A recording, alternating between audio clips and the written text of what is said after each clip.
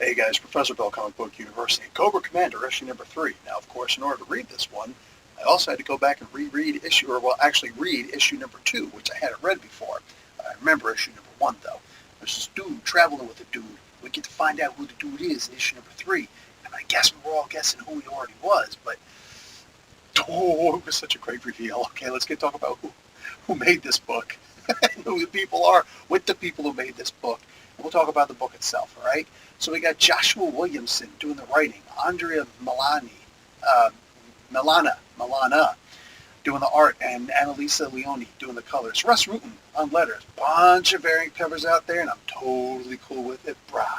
Okay, so in issue number 2, we see more of Cobra Commander walking around. He's trying to get away from that bodyguard that Globulus put along with CC, Cobra Commander.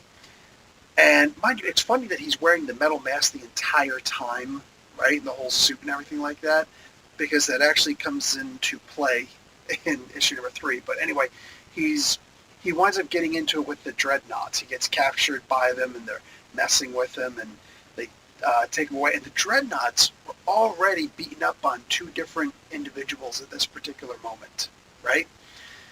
And like Buzzsaw actually went and shoved his chainsaw into one of their chests, and organs and blood especially are flying everywhere. I didn't actually see blood or organs, but I'm imagining the organs were there. All right, there are certain little bumps there. I'm just like, I'm positive that's a spleen. That's got to be a spleen, you know? Anyway, spleen or no spleen, there was a freaking butt ton of blood. Yuck. And Cobra Commander gets away. And he winds up going into the swamps, into an area where the Dreadnoughts themselves aren't supposed to go. And there are weird mutated alligators in there. Well, that's interesting. Maybe they're crocs. Right? I think they're alligators. It's America. What the heck's a freaking crocodile doing here? But who knows? There might be another one of those Cobra Commander or Dreadnought type people who are putting these crazy freaking crocs in there. So anyway, the idea is there's some crazy stuff. And we don't see how exactly he got away from these, but I do know that he shot a couple of them. And when he and he actually got bit on the arm, which was interesting. I mean, I'm positive that was a bite on the arm. Now, by the time issue 3 comes along, it turns out he gets recaptured by one of the Dreadnoughts, brings him in. Zartana's in there. They're saying that Zartan himself is off on a secret mission. We can't actually get him because we could blow his cover, so let's just let it go. We'll try and figure it ourselves. So they capture him, and they put him. They start putting the screws to him in more ways than one. Blowtorch or whatever his name is comes over with his actual blowtorch, and the only mark that's actually really done to his mask is by the blowtorch, straight through. And we get to see Cobra Commander's point of view through the mask, where there's the hole. And I was suspecting at some point, are we going to get to see his face? We shouldn't necessarily be able to see his face ever. I hate the idea that we got to see frickin' Snake Eyes' face, right? But the idea is, I don't think we should see his face. It should always be that question, right? Because once we see the face, it's like, oh, we're satisfied, we're good, let's go. Let's move along, right? Regardless, they changed Cobra Commander a lot because he wound up getting electrocuted, he wound up getting burnt, he wound up getting the chainsaw in his chest, just a little bit though, not too much it didn't look like. He wound up getting his arm torn into pieces, blood all over the place. He never made a single peep. Now we know from the cartoon that Cobra Commander is an absolute coward. I don't know which came first, chicken or the egg, or the comic book or the cartoon, right? But in this particular case, I promise you, everybody saw the freaking cartoon first.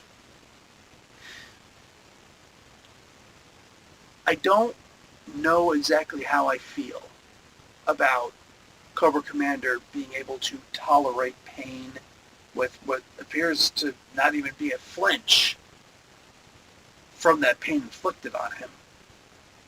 It's really weird to me. I don't think it's something that should exist in some ways, but in other ways, I'm happy they're taking their own liberties.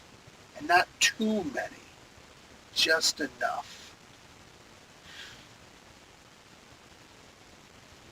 I can be okay with Cobra Commander not being a coward, not being a chicken crab who screams at the threat of pain or implied pain or the potentiality of pain, right?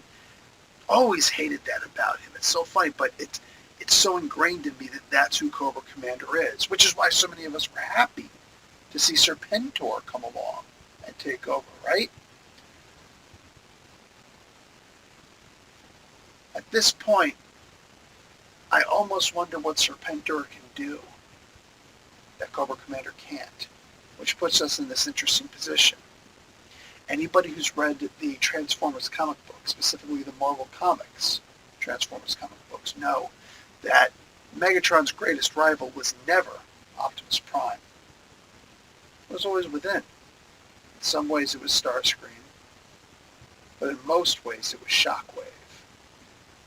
Shockwave was extremely powerful, cold calculating. He had no problems putting the screws to Megatron. Megatron was never able to really get revenge against him. It's just, it is what it is. It was what it was. I almost see that rivalry in the future between Cobra Commander and Serpentor. And I very much look forward to it, if that's the case. So yes, I can get over the idea this is a very different Cobra Commander in that he's ready, Boy Scout level ready, extremely merciless, ruthless, even apathetic, and apparently immune to standard forms of pain, which means when something does hurt him, it's going to mean something, right? I like this. I really do. He's not the most powerful character out there. I mean, these dreadnoughts were going to wipe the floor with him again. He was just going to have to deal with all this pain. Although his voice, he was like Saruman the White, or Saruman the many color of the many colors, right? In the Lord of the Rings. He was getting people to do things. He was manipulating people. He was tricking them with his words. He was terrible. I loved it. Everybody was getting tricked by this dude. But then all of a sudden, when it comes down to throwdown, the stranger comes back. Spoiler. Think you already know. But the spoiler is, here it comes. My hand is up. The spoiler is up. So, 5, 4, 3, 2, 1. It was, in fact, why can't I remember his name now? Crap. What the heck was his name? Nemesis Enforcer. That's who it was.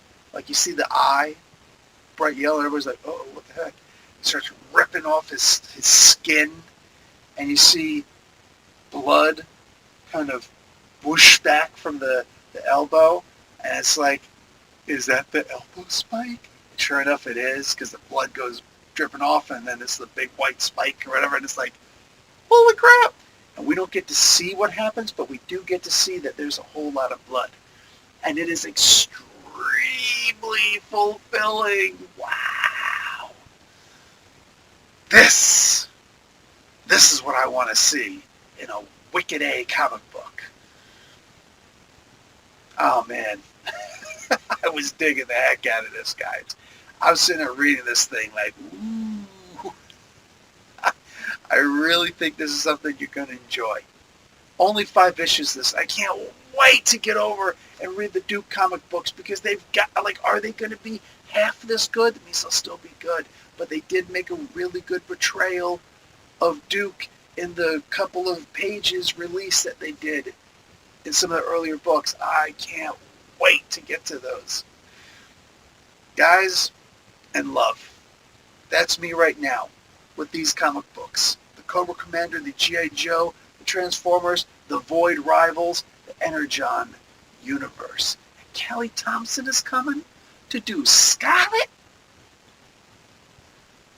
Elizabeth, I'm coming to be with you again. I'm going to meet you soon. Anybody remember Sanford and Son? If not, man, you're so young. Anyway, guys, like the video, watch an ad. Make sure you check out this comic book. Professor Bill, Comic Book University. Class dismissed.